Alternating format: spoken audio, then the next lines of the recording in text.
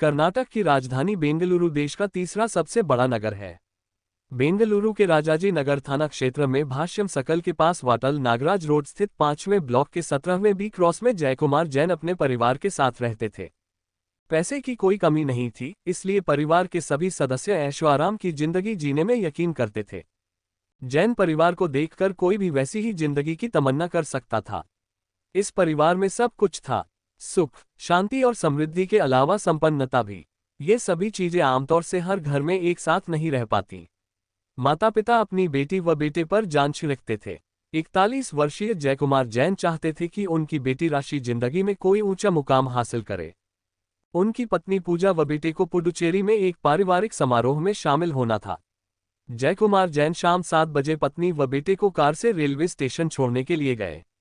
इस बीच घर पर उनकी बेटी राशि अकेली रही। ये बात 17 अगस्त 2019 शनिवार की है।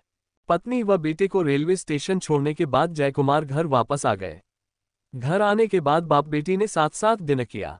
रात को उनकी बेटी राशि पापा के लिए दूध का गिलास लेकर कमरे में आए और उन्हें पकड़ाते हुए बोली, पापा दूध पी लीजिए।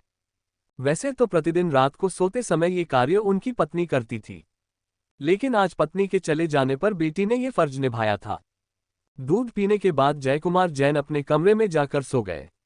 दूसरे दिन यानी 18 अगस्त रविवार को सुबह लगभग 7 बजे पड़ोसियों ने जयकुमार जैन के मकान के बाथरूम की खिड़की से आग की लपटें और धुआं निकलते देखकर फायर ब्रिगेड के साथ साथ पुलिस को सूचना दी। इस बीच जयकुमार की बेटी राशि ने भी शोर मचाया। सूचना मिलते ही फायर ब्रिगेड की गाड़ी बताए गए पते पर पहुंची और जयकुमार के मकान के अंदर पहुंचकर उनके बाथरूम में लगी आग को बुझाया। दमकल कर्मियों ने बाथरूम के अंदर जयकुमार जैन का झुलसा हुआ शव देखा।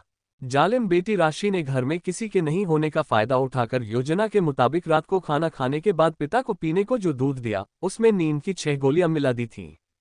कुछ ही देर में पिता बेहोश होकर बिस्तर पर लुढ़क गए। पिता को सोया देख राशि ने उन्हें आवाज देकर वह थपथपा कर जाना कि वह पूरी तरह बेहोश हुए या नहीं। संतुष्ट हो जाने पर राशि ने प्रवीण को फोन कर घर बुला लिया। वह चाकू साथ लेकर आया था। घर में रखे चाकू व प्रवीण द्वारा लाए चाकू से दोनों ने बिस्तर पर बेहोश पड़े जयकुमार जैन के गले व शरीर पर बेरहमी से कई वार किए, जिससे उनकी मौत हो गई। इसके बाद दोनों शव को घसीटकर बाथरूम में ले गए। हत्या के सबूत मिटाने के लिए कमरे में फैला खून व दीवार पर लगे खून के छींटे साफ करने के बाद बिस्तर की चादर वॉशिंग मशीन में धोकर सूखने के लिए फैला दी। इसके बाद दोनों आगे की योजना बनाने लगे। सुबह 7 बजते ही राशि घर से निकली और 3 बोतलों में पेट्रोल लेकर आ गई।